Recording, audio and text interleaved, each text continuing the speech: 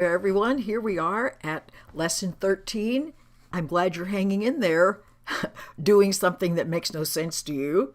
It will pay off, don't worry. Remember, this is about practice. This is not about understanding. These are slow, steady steps in developing an entirely different worldview.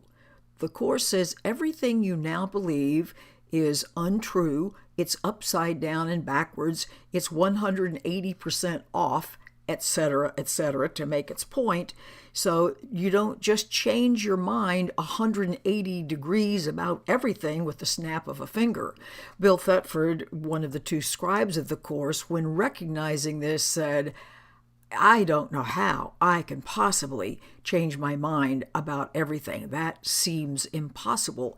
But guess what? He did it. He was the first truly successful student of A Course in Miracles. He asked for it, he got it, he used it, he got the fabulous results it promises, and we can too. Now, this lesson is very much like the one before, except yesterday's just talked about the fact that a meaningless world would be upsetting. This one is more specific. A meaningless world engenders fear. And it then goes on to say, actually, nothing meaningless can exist, but that doesn't mean we can't make it up. Remember, what we see as our world is a function of the kinds of thoughts that we're thinking. The other thing that's new here at lesson 13 is it uses the word ego for the first time. And it says this idea of meaninglessness is very distressing to the ego, that sense of personal separate self that's related to a body and unrelated to anything else, because this now sets up a situation where this blank, meaningless world sets up a situation where God or love and our little personal self are challenging one another to say what can be written in this meaningless space. Well, that's pretty scary to the ego mind, and a lot of this goes down on in consciousness where you're not aware of it, but you might say the war or the battle or the fear is going on there.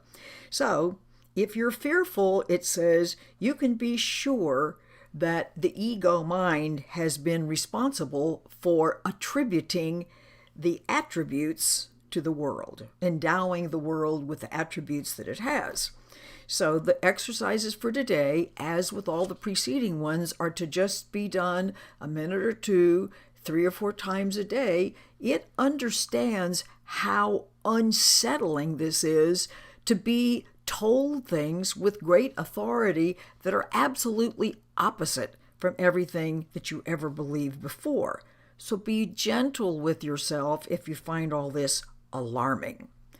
And in this lesson, it asks you, with your eyes closed at first, to repeat today's idea, eyes closed, then open them and just slowly look around as your eyes light on everything, saying, I'm looking at a meaningless world. Just take in all the forms that you happen to see.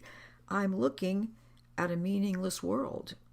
And then close your eyes again and conclude with this statement. A meaningless world engenders fear. It makes me afraid because I think my ego, is in competition with God or with love. You will resist this, of course, because it sounds preposterous. It then goes on to say something that sounds sillier yet, which is we're really afraid of the vengeance of the enemy, that somehow God/love is going to get us because of our transgressions of usurping the right to decide what this world means. So this is the first of a different kind of lesson. Don't dwell on the concluding statement. Don't try to make sense of it. Just realize a new foundation for living and being in this world is being established.